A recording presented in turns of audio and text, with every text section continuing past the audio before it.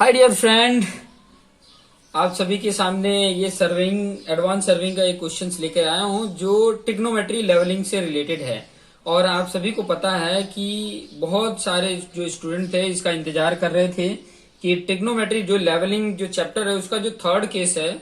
हालांकि ऑलरेडी मैंने एक एग्जाम्पल में जो इसका फिफ्थ एग्जाम्पल बताया उसमें ऑलरेडी मैंने एक्सप्लेन किया है, लेकिन फिर भी बहुत सारे स्टूडेंट का रिक्वेस्ट आ रहा है तो मैं आपके सामने लेकर आया हूँ थर्ड केस। और जो आपके स्क्रीन पर दिख रहा है केस थर्ड क्या है? Base of object इनएसेसिबल। इनएसेसिबल मतलब बेस उसका ऑब्जेक्ट का नहीं दिख रहा है, ठीक है।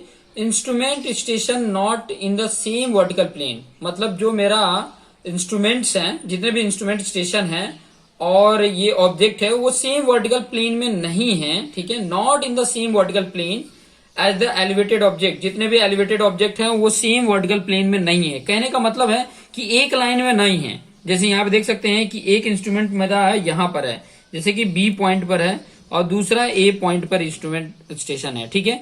मुझे चाहिए ये पी पॉइंट का आरएल, ठीक है। ये कोई ऑब्जेक्ट है जो यहाँ इस ग्राउंड पर ये स्टेटेड है और यहाँ का मुझे आरएल चाहिए। जो पी पॉइंट है वहां का मुझे आरएल फाइंड आउट करना है, तो वो आरएल मैं कैसे फाइंड आउट करूंगा, ठीक है। हालांकि अभी तक आप लोगों ने जो भी देखा है कि दोनों इंस्ट्रूमेंट सेम वर्टिकल प्लेन में थे, ठीक है। एक केस तो मैंने ये बताया था कि जो हाइट ऑफ इंस्ट्रूमेंट है, ठीक है, मतलब कई सारे केसेस मैंने ऑलरेडी एक्सप्लेन करके बताए हैं। हालांकि अगर नहीं देखें तो इस चैप्टर का पहला देख लीजिए जिसमें मैंने ऑलरेडी सब बता दिए हैं कि किस प्रकार से है, ठीक है। तो मुझे क्या चाहिए, यहाँ जो पी पॉइंट है, ये जो पी पॉइंट आपको दिख रहा है इसका आरएल फाइंड आउट करना है। कंडीशन ये है, देखो ये जो कंडीशन है ये बहुत ही आसान तरीका है प्रैक्टिकल परफॉर्म करने का, ठीक है। बाकी जितने भी अभी आपने पीछे देखे हैं उन सब में प्रैक्टिकल परफॉर्म करना उस तरीके से बहुत ही मुश्किल होता है, लेकिन ये जो ये आपका वीडियो है इसको प्रैक्टिकल परफॉर्म करना बहुत ही आसान होता है। देखिए कैसे, हमें यहां से सबसे पहले मैं क्या कर लेता हूं, यहां से और यहां तक का एंगल में सबसे पहले तो हम यहां पे इंस्ट्रूमेंट रखे बी पॉइंट पे और यहां से मैंने यहां पे बाइसेक्ट कर लिया, उसके टॉप पे बाइसेक्ट कर लिया। टॉप पे बाइसेक्ट किया तो मुझे वर्टिकल एंगल मिल जाएगा, ठीक है। उसका वर्टिकल एंगल क्या होगा वो मुझे यहाँ पर मिल जाएगा। मैंने ये लाइन ड्रॉ कर दिया जिससे कि ये मुझे वर्टिकल एंगल मिल गया। इसका नाम मैं रख देता हूं, ये बी है। तो चलो ए से लिए तो अल्फा 1 और बी से लेंगे तो अल्फा 2 लिख देते हैं, ठीक है। मेरे लिए आसान रहेगा थोड़ा, क्योंकि ऑलरेडी मैंने इसको सॉल्व कर लिया है। तो जैसा मैंने सॉल्व किया उसी प्रकार से वैल्यू ले लेते हैं, ठीक है। तो यहां से जब वर्टिकल एंगल लेंगे, जब यहां से वर्टिकल एंगल लेते हैं तो ये हॉरिजॉन्टल के साथ, देखिए हॉरिजॉन्टल पहले तो मैं बना देता हूं। ये मैंने हॉरिजॉन्टल लाइन बनाया, ठीक है। हॉरिजॉन्टल लाइन बना दिया मैंने, ये हॉरिजॉन्टल लाइन बना दी। जस्ट 1 मिनट, ये हॉरिजॉन्टल लाइन जब ये बनेगा एग्जैक्ट, जब ये हॉरिजॉन्टल लाइन बनेगा तो देखिए ये इसके एकदम मतलब सामने दिख रहा था, ये इस तरीके से है। तो इस तरीके से देखोगे तो इसका जो हॉरिजॉन्टल लाइन होगा ना वो इस तरीके यहाँ पर दिखेगा। इसकी जो हॉरिजॉन्टल लाइन होगी वो कहीं यहाँ पर दिखेगी, कहीं पर भी, यहाँ पर भी बना लीजिए, यहाँ पर इसकी हॉरिजॉन्टल लाइन दिखेगी, इस तरीके से दिख रही है, ठीक है। इसकी हॉरिजॉन्टल लाइन मतलब यहाँ से ये बना रहा है अल्फा 1 और यहाँ से बना रहा है अल्फा 2, मतलब इस तरीके से देख रहे हो, यहाँ से देख रहे हो तो इस तरीके से ये इसका हॉरिजॉन्टल लाइन ये है, ध्यान समझना, ठीक है। हॉरिजॉन्टल लाइन मतलब मैं ऐसे नहीं देख रहा हूँ, ठीक है, इसको इस तरीके से देख रहा हूँ, ठीक है। तो यहाँ पर ये अल्फा 1 इसका वर्टिकल एंगल बन रहा है और इसका अल्फा 2। और वही जब मैं स्टेशन ए से स्टेशन ए पे 0 पे सेट किया और स्टेशन बी की तरफ लेकर गए, स्टेशन बी की तरफ लेकर जाते हैं तो उसके साथ जो मेरा हॉरिजॉन्टल एंगल बनता है, ठीक है, हॉरिजॉन्टल एंगल मैं डैश डैश करके ये बना देता हूं, ये ठीक है। ये यहां पर लाकर आपने सेट कर दिया और यहां से जब आपने ये ड्रॉ किया था, ठीक है, इसके पैरेलल ये ड्रॉ कर देते हैं, ठीक है।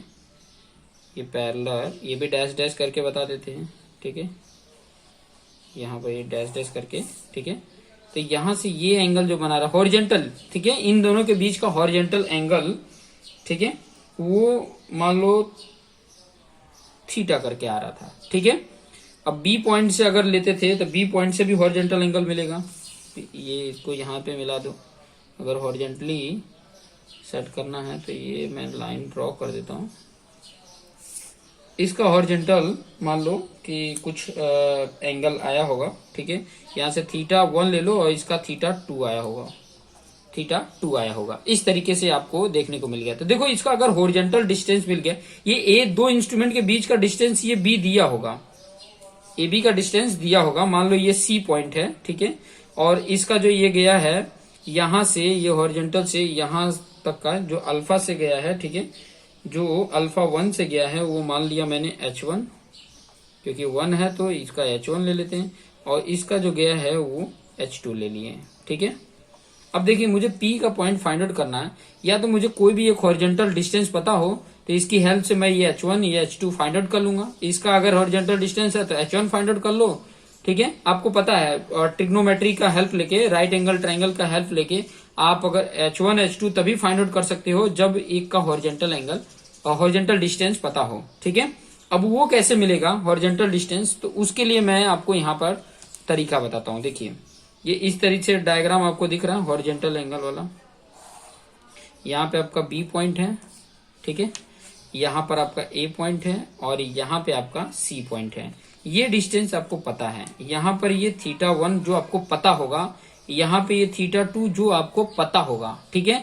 तो ये थीटा, ये वाली वैल्यू आपको पता मिल जाएगा। ये वैल्यू कैसे फाइंड आउट करोगे, आपको पता है ये वाली वैल्यू कितनी हो जाएगी, 180 में से 180 माइनस θ1 प्लस θ2, ये दोनों एंगल को ऐड करके 180 में से माइनस कर दोगे, क्योंकि ट्राइंगल का जो सम होता है, इंटरनल एंगल का सम वो 180 होता है। तो इन दोनों का सम करके 180 में से माइनस कर दोगे तो यहाँ का एंगल मिल जाएगा। अब एक और आपको यहाँ पर मैं जो रूल्स ले रहा हूँ वो सिंपल रूल्स ले रहा हूँ, कि ताकि मुझे ये AC की वैल्यू और BC की वैल्यू फाइंड आउट हो सके, ठीक है। A से लेके C तक के बीच का, मतलब ये ऑब्जेक्ट वाला पॉइंट है, ये इंस्ट्रूमेंट है, ये भी इंस्ट्रूमेंट है, तो इनके बीच का हॉरिजॉन्टल डिस्टेंस फाइंड आउट करने के लिए एक रूल होता है, उसको बोला जाता है साइन रूल, ठीक है। साइन रूल एक रूल होता है जिसका नाम है साइन रूल। और साइन रूल का फॉर्मूला क्या होता है वो चीजें मैं आपको यहाँ पर बता देता हूँ। देखिए जो भी डिस्टेंस होता है, जैसे कि मान लीजिए अगर ये डिस्टेंस ले रहे हैं तो उसके अपन ये एंगल होगा। ये डिस्टेंस ले रहे हैं, जैसे कि मान लो AC लिया, तो AC डिस्टेंस अपन साइन एंगल, ये डिस्टेंस के सामने एंगल ये है साइन θ2 इक्वल टू, अगर sine BC upon sine BC side के, ये BC साइड है उसके अपॉन में क्या है एंगल जो है वो साइन θ1। और तीसरा ये वाला साइड ले लेंगे AB अपॉन इसके सामने एंगल ये है साइन क्या है 180 माइनस θ1 माइनस θ2, ये दोनों मैंने ले लिया यहीं पे सामने, ठीक है। इस तरीके से अब देखो ये वैल्यू भी आपको पता है, ये B की वैल्यू है, ये भी वैल्यू आपको पता चल जाएगा जब ये दोनों एंगल हॉरिजॉन्टल निकाल लिए हो, क्योंकि ये दिया भी रहेगा आपके एग्जाम में। ये जब भी प्रैक्टिकल करते हैं तो ऑलरेडी ये हम फाइंड आउट कर लेते हैं, ठीक है। तो इसकी हेल्प से आप ये AC फाइंड आउट कर लोगे, AC एंड BC क्या हो जाएगा, मिल जाएगा। यहाँ पे कैसे मिलेगा, देखो ये दोनों वैल्यू मिली है तो एक बार इसके इक्वल कर लो। ये वैल्यू तो आपको पता है, इधर डिवाइड में है तो मल्टीप्लीकेशन कर दोगे तो AC मिल जाएगा। एक बार ये इक्वल टू ये कर दो तो आपको BC की वैल्यू मिल जाएगा। और जब AC BC मिल गया, मतलब हॉरिजॉन्टल डिस्टेंस मिल गया, तो यहाँ पर अगर आप देखोगे, ध्यान से समझना, क्योंकि इससे रिलेटेड मैंने एग्जाम्पल नंबर 5 है वो चीजें समझा के रखा। जब हॉरिजॉन्टल डिस्टेंस मिल गया, मतलब कहने का मतलब क्या है कि इसका हॉरिजॉन्टल डिस्टेंस, मान लो ये अल्फा के किए थे तो इसका D1 आ रहा था, ठीक है।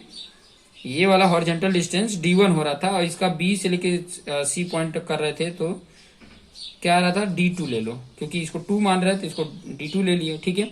अब इसके जरिए अगर मान लो ये दोनों मिल गए तो कोई एक को लेकर आप इसका H1 फाइंड आउट कर लो या H2 फाइंड आउट कर लो।